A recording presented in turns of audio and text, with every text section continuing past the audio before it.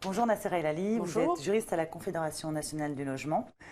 Nous allons parler aujourd'hui du dossier de location. Donc pour aider un peu les étudiants à savoir qu'est-ce qu'il y a dans le dossier de location, qu'est-ce qui n'y est pas, voilà. Qu'est-ce que c'est que le dossier de location? Alors le dossier de location permet pour le propriétaire bailleur de s'assurer principalement de la solvabilité de l'étudiant locataire. Donc s'assurer de sa propre solvabilité ainsi que la solvabilité de la personne qui va se porter garant, qui répondra des impayés éventuels du locataire. D'accord, très bien. Précisément, quelle est la liste des pièces que devront fournir les étudiants dans ce dossier? Alors pour les étudiants à proprement parler, les pièces se résument pour l'essentiel à un RIB, ainsi qu'à sa carte d'identité, voire un certificat de scolarité à défaut de carte d'identité.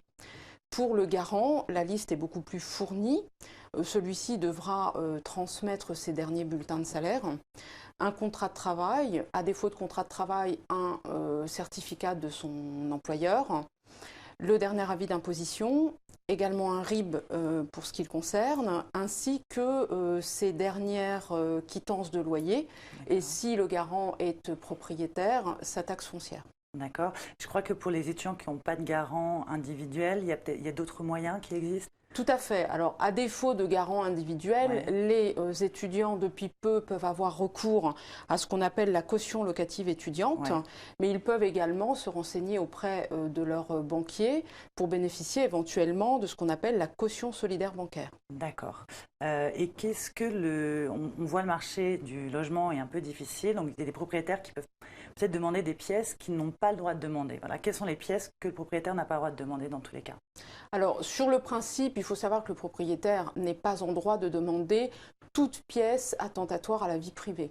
Alors, par exemple, un relevé de compte, c'est strictement interdit, voire encore éventuellement la carte d'assuré social. D'accord.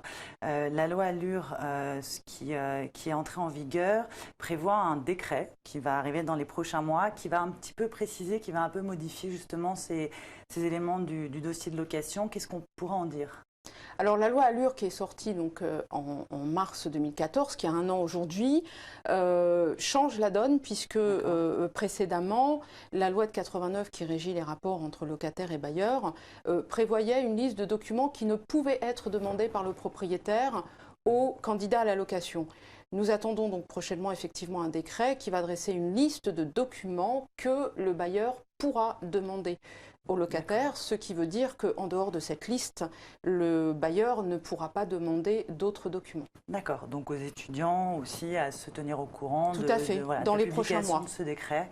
Dernier petit conseil, donc un étudiant visite un appartement, est-ce qu'il doit amener son dossier déjà prêt? Quels conseils on pourrait leur donner?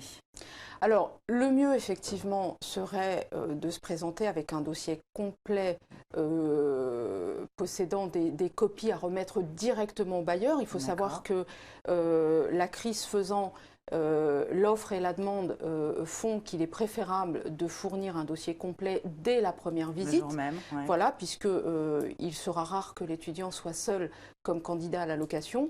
Donc le mieux est de se présenter avec un jeu des pièces originales ainsi qu'un jeu de copies à remettre directement au bailleur. D'accord, donc prévoir des copies. Très bien. Merci beaucoup. Mais je vous en prie. Bonne journée.